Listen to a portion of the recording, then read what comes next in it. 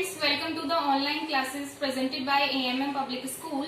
तो class 4th आज आपका सब्जेक्ट है व्याकरण यानी कि हिंदी व्याकरण।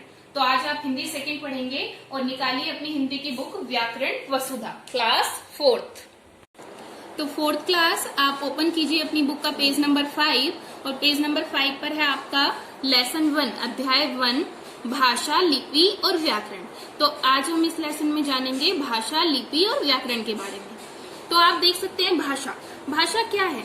भाषा एक वह साधन है जिसके द्वारा हम अपने विचारों को दूसरों तक पहुंचाते हैं और दूसरों के विचारों को समझते हैं, यानी कि अपने विचारों और भावों को दूसरों को प्रकट करते हैं, समझाते हैं और दूसरों के भावों या विचारों को समझते हैं।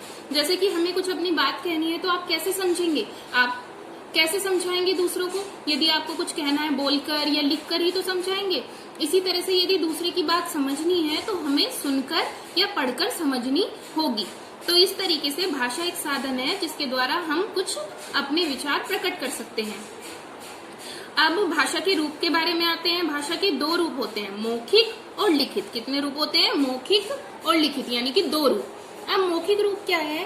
भाषा का वह रूप जिससे हमें बोलकर और सुनकर अपने भावों को व्यक्त करते हैं, यानी कि जब हमें कुछ अपनी बात कहनी होती है और हम बोलकर उन्हें बताते हैं या फिर दूसरे की बात को सुनकर समझते हैं, तो वो भाषा के किस रूप के अंदर आता है? मौखिक रूप के अंदर। यानी कि बोलना और सुनना भाषा के मौखिक रूप के अंदर आता है। अब देखिए, जैसे कि यहाँ पर चित्र दिया गया है, समाचार वाचक समाचार सुना रहा है। तो टीवी में जो है वो समाचार सुना रहे हैं, तो ये और हम उनकी बात को कैसे सुनकर समझेंगे। जो समाचार है वो हमें सुनाई देंगे तो हम समझ पाएंगे। तो ये भाषा का मौखिक रूप है। इसी तरीके से लड़की गाना गा रही है, तो ये भी भाषा का मौखिक रूप है क्योंकि वो बोलकर अपने विचार प्रकट कर रही हैं। बच्चे बातें कर रहे हैं, बच्चे कैसे बातें कर रहे हैं? बोलकर। तो ये भाषा का मौखिक रूप है, यानी कि बोलना और सुनना भाषा के मौखिक रूप के अंदर आता है। अब नेक्स्ट है बच्चों, अब है हमारा लिखित रूप। लिखित रूप क्या है? भाषा का लिखित रूप है जिसमें हम लिखते हैं और दूसरा व्यक्ति हमारी बात को पढ़कर समझते हैं या दूसरे की बात को हम पढ़कर समझते हैं, हम पढ़कर समझते हैं। तो लिखना और पढ़ना भाषा के लिखित रूप के अंदर आता है। लिखना और पढ़ना, जब हम लिखकर व्यक्त करते हैं और दूसरा उसे पढ़कर समझता है, तो ये है भाषा का लिखित रूप। जैसे कि यहाँ पर कमल पुस्तक पढ़ रहा है, तो ये भाषा का कौन सा रूप है? लिखित रूप। यहाँ पर जो अध्यापिका हैं वो लिख रही हैं, ब्लैक बोर्ड पर श्याम पट पर लिख रही हैं, तो ये भाषा का लिखित रूप है।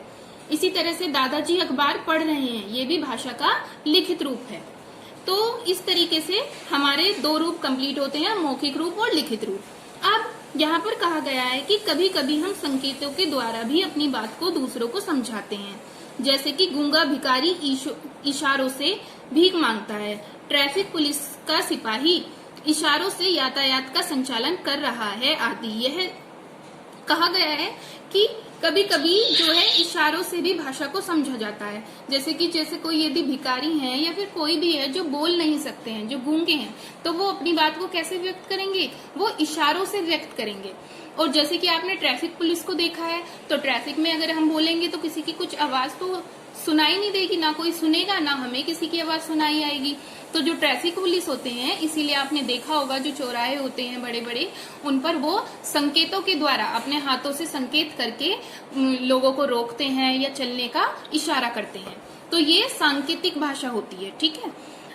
यह भाषा का सांकेतिक रूप है, यह भाषा का सांकेतिक रूप है, लेकिन यह मान्य नहीं है क्योंकि कई बार संकेतों से बात का सही रूप नहीं बन पाता है।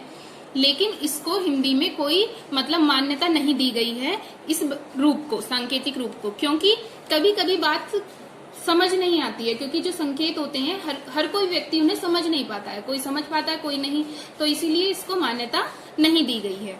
अब भाषाएं पर आते हैं। भारत एक विशाल देश है, यहाँ कई प्रकार की भाषाएं बोली जाती हैं। जैसे कि पंजाब में पंजाबी, महाराष्ट्र में मराठी, पश्चिम बंगाल में बांग्ला, तमिलनाडु में तमिल, केरल में मलयालम, कश्मीर में कश्मीरी, कर्नाटक में कन्नड़ और आंध्र प्रदेश में तेलुगु आदि भाषाएं बोली जाती हैं। भाषा को यहाँ पर बताया गया है।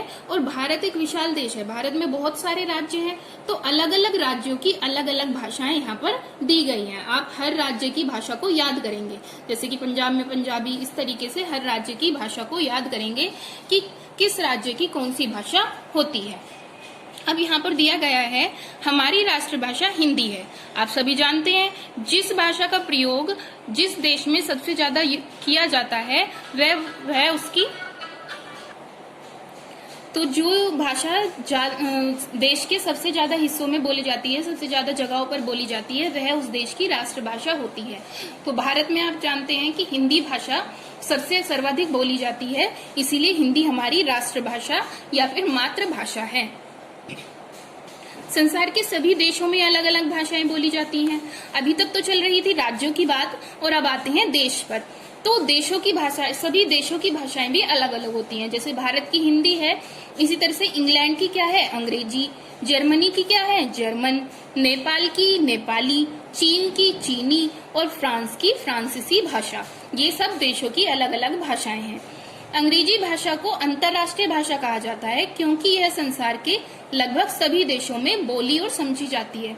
जो इंग्लिश है, अंग्रेजी है, वह अंतर्राष्ट्रीय भाषा है। क्यों? क्योंकि उसे सभी देश के लोग ज्यादा समझते हैं, बोलते हैं और अपनी बातों को मतलब उसमें यूज करते हैं। क्योंकि इसीलिए इंग्लिश अंतर्राष्ट्रीय भाषा है, क्योंकि ये सारी जगह यूज की जाती है संसार में, देश में नहीं, पूरे संसार में सभी लोग इसे यूज करते हैं। लिपि, लिपि क्या है? प्रत्येक भाषा को लिखने का ढंग अलग अलग होता है। भाषा को लिखते समय कुछ चिन्हों का प्रयोग किया जाता है जिन्हें लिपि कहते हैं। सभी भाषाएं अलग अलग तरीके से लिखी जाती हैं, जैसे कि हिंदी है अलग, इंग्लिश अलग, उर्दू अलग, इस तरीके से सबको लिखने का अलग अलग ढंग होता है। और उन भाषाओं में जिन चिन्हों का प्रयोग किया जाता है उन्हें लिपि कहते हैं, उन चिन्हों को लिपि कहते हैं। यहाँ पर कुछ भाषाओं की लिपि दी गई है, लिपि का नाम दिया गया है, जैसे संस्कृत की देवनागरी, मराठी की देवनागरी, फ्रांसीसी की रोमन। इस तरीके से अलग अलग देश की भाषाओं की अलग अलग लिपियां दी गई हैं। कुछ भाषाओं की लिपि एक जैसी भी हो सकती है, जैसे कि संस्कृत, नेपाली, हिंदी, इन सब की देवनागरी लिपि ही होती है, मराठी की भी। आगे है व्याकरण। व्याकरण क्या है? जैसे कि यहाँ पर चित्र दिखाया गया है, रिया सो रही हैं। क्या ये सही है? रिया सो रही हैं? नहीं।